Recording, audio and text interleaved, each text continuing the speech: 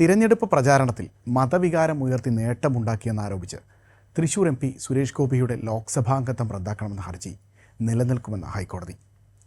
ഹർജി തള്ളണമെന്ന സുരേഷ് ഗോപിയുടെ ഉപഹർജി ഹൈക്കോടതി സിംഗിൾ ബെഞ്ച് തള്ളി. കേസിൽ സുരേഷ് ഗോപി വിചാരണ നേരിടണമെന്നും ജസ്റ്റിസ് കൗസർ എടപ്പകത്ത് ഉത്തരവിട്ടിട്ടുണ്ട്. AIYF തൃശൂർ ജില്ലാ പ്രസിഡന്റ് AS ബിനോയാണ് സുരേഷ് ഗോപിയുടെ വിജയത്തെ ചോദ്യം ചെയ്ത് കോടതിയെ സമീപിച്ചത്. തിരഞ്ഞെടുപ്പ് പ്രചാരണ വേളയിൽ സുരേഷ് ഗോപി മതചിഹ്നങ്ങൾ ഉപയോഗിച്ചുവെന്നും മതവികാരം ഇളക്കിവിട്ട് വോട്ടർമാരെ സ്വാധീനിക്കാൻ ശ്രമിച്ചുവെന്നുമാണ് ഹർജിയിലെ പ്രധാന ആരോപണം. ഇത് ഗുരുതരമായ തെരഞ്ഞെടുപ്പ് ക്രമക്കേടാണെന്ന് ഹർജിക്കാരൻ വാദിക്കുന്നുണ്ട്.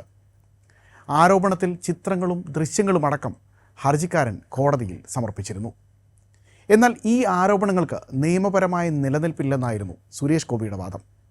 ഈ വാദങ്ങൾ തള്ളിക്കൊണ്ടാണ് കോടതി വിചാരണയുമായി മുന്നോട്ട് പോകാൻ ഇപ്പോൾ തീരുമാനിച്ചിരിക്കുന്നത്.